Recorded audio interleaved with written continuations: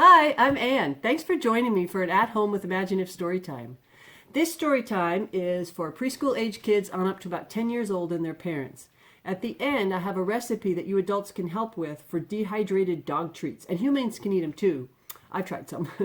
And if you're 6 to 10 years old, making pet treats is one of the activities you would need to complete to earn the Community Hero Badge on Imaginative's Summer Experience track. So, doing this activity could qualify you to earn some real prizes. If you want to do this, you're going to need some carrots, some unsweetened applesauce, and a tablespoon of flaxseed. Or if you don't have applesauce, you could make your own with some apples. My dog really likes these. But first, get ready for some dog tales. All of these books have to do with dogs. My first one that I'm going to read doesn't even have any humans. It's where a dog meets a horse and there's a case of mistaken identity. Let's see what happens when these two meet. Horse Meets Dog by Elliot, Kalan, and Tim Miller.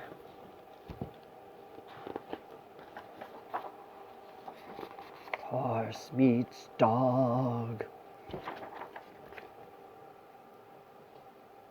There's horse. And there's dog.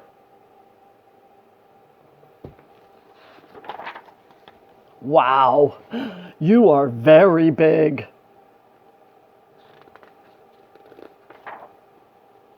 You are mistaken. I am not big. I am normal sized. In fact, I was just about to tell you that you are very small. Is your smallness because you are just a tiny baby? Oh, look at this little cutie tiny baby. Does tiny baby need a bottle of hay? Oh. Hey, I am not small, and you have weird feet. Where are your paws? Did you lose them? My feet are not weird. Your hair is weird.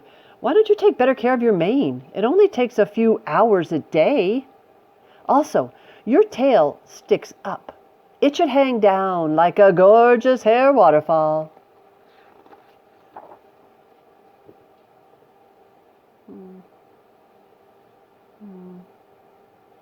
Nah.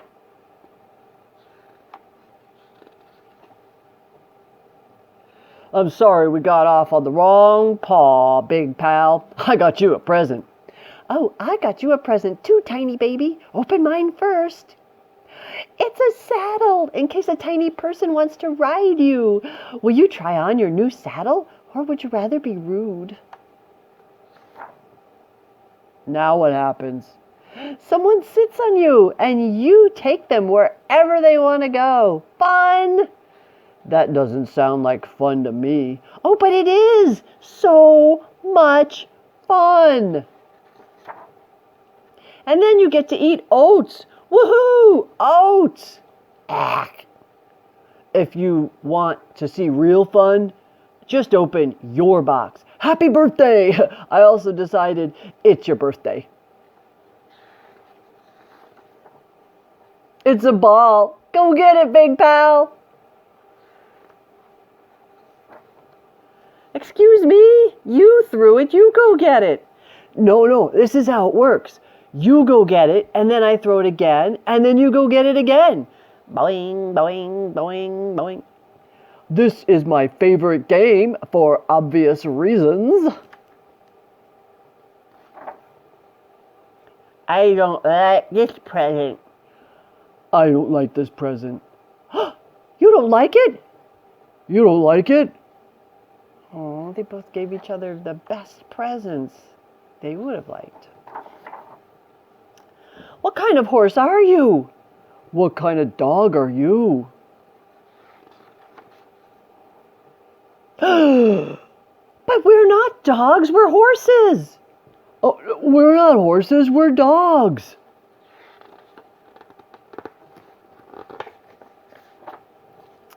Well, if we're dogs, why do we whinny like horses? Neigh, neigh, neigh, neigh. You get the idea. We don't whinny, we bark, and we make dog sounds like dogs make, like arf, bark, bark, bark, bark, and arf, arf, arf, arf, arf, and whoa, whoa, whoa, whoa, whoa, whoa, and so forth. Are you sick, tiny baby horse? Because something is seriously wrong with your whinny. I'm not a tiny baby horse. You're a very big dog. Well, I'm not a very big dog. You're a tiny baby horse.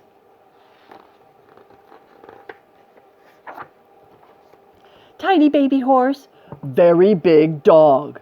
Tiny baby horse, very big dog.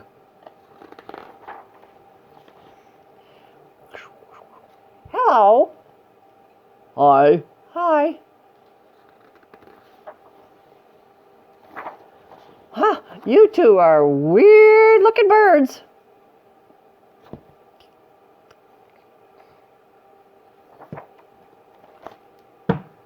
The end. Well, those characters were certainly confused. I do think, though, that the dehydrated treat we'll make at the end of this video would be appreciated by either dogs or horses. I'll have to mention that to the author. In our next book, I Am a Wolf, we read about a stray dog who is pretty sure he's a wild wolf. Let's find out how this noisy, wild dog does around humans. I Am a Wolf by Kelly Leah Miller.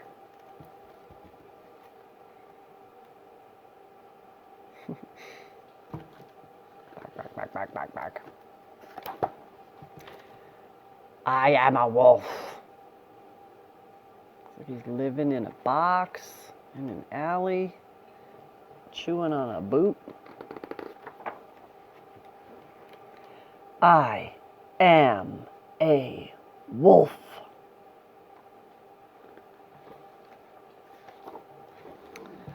I live in the wild.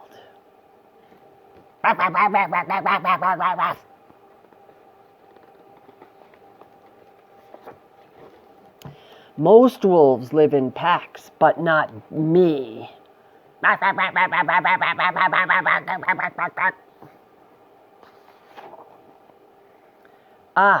am a lone wolf. These people are picking him up, putting him in a cage.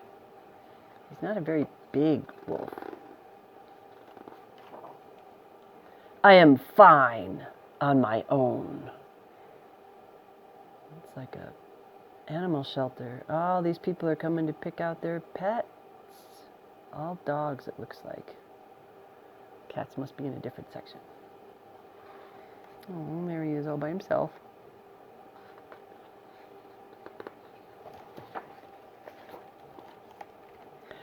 I am not cute. I am not sweet.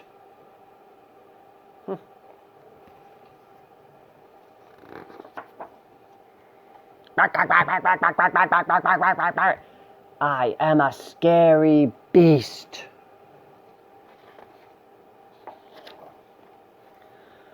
I am a lone wolf.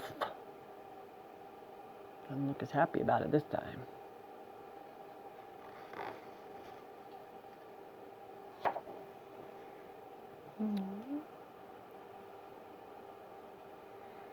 These guys say, cheer up, we love you, someone else will too.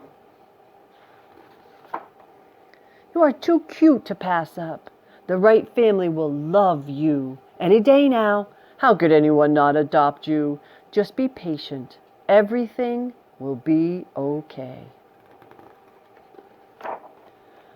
I am not cute. Oh.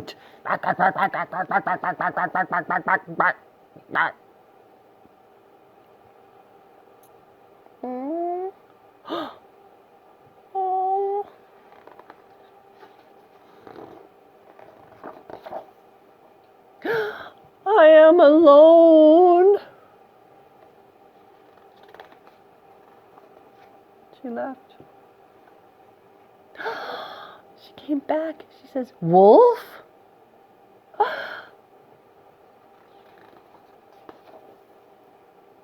I am Woof. It says right there. That's the name she gave him. Oh, and look, her name is Penny.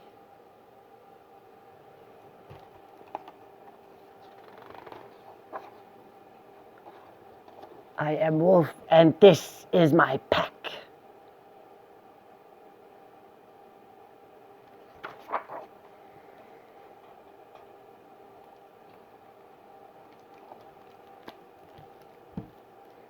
The end. Well, I am not sure I would like such a barky dog, but it looks like that family really loves him. Here at the back of the book is a photo of the author with her dog, Frankie. Frankie used to be a bad dog, but once he was adopted, he became such a good dog that he inspired the author to write this book, which is her first book ever for kids. I hope she keeps writing books. My next book has a lot of fun rhymes and features another habit of dogs, like barking, only this time it is digging. It has wordplay with the dog's name, Doug. That sounds just like the word for digging in the past, or Doug. Maybe that's how this dog got his name, Doug. A Dog Named Doug by Karma Wilson, illustrated by Matt Myers.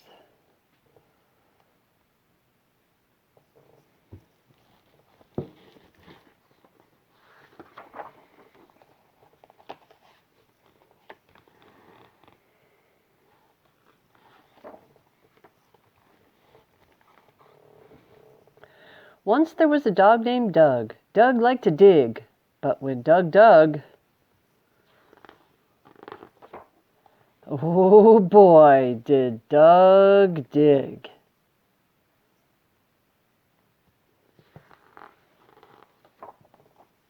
Once he dug up a ground squirrel nest. The feisty squirrel was not impressed. "I can dig better than you." Doug howled with laughter. "Let's see if that's true." So they started to race, but Doug dug faster. He proved that he was the digging master. With his nose down low, the dirt flew high. Clumps hit the cat as Doug sauntered by.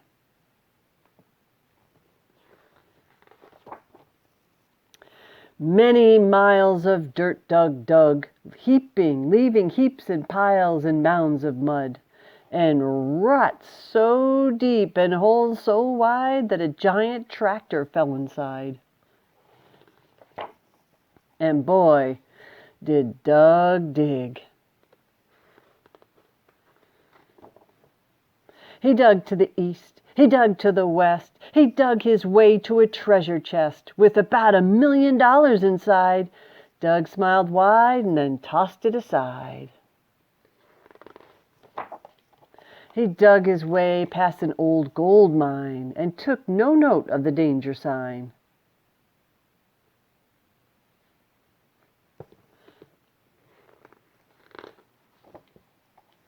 And oh boy, did Doug dig. He dug to the north, he dug to the south. There was grit in his eyes and sand in his mouth. But Doug kept scratching and scratching on till his head popped up on the White House lawn. He took the tour. He saw the sights. Then he decided he'd better dig home for the night. So Doug got busy digging. And oh boy, did Doug dig. I think the Secret Service is following him. And dig. And dig. And dig. He's having trouble finding his way home. And dig. And dig.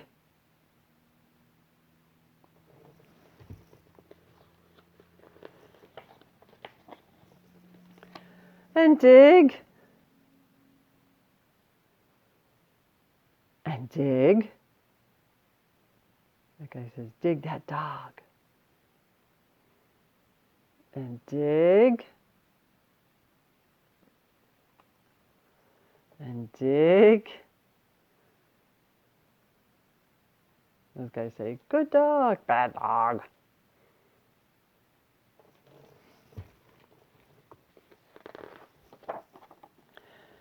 And dig. And he went to the other side of the world. He dug right through the earth.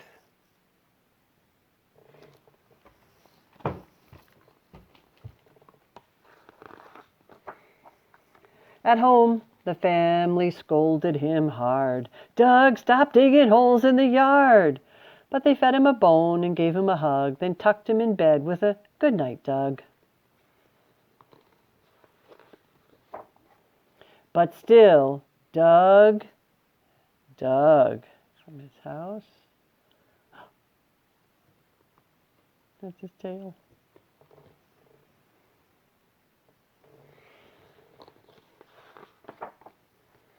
Doug settled into his cozy bed with visions of marvelous holes in his head. Doug had a dream he was digging. And oh boy, did Doug, there he is, dreaming of digging. Oh boy, did Doug dig. That's his dream. Even in his dreams he digs.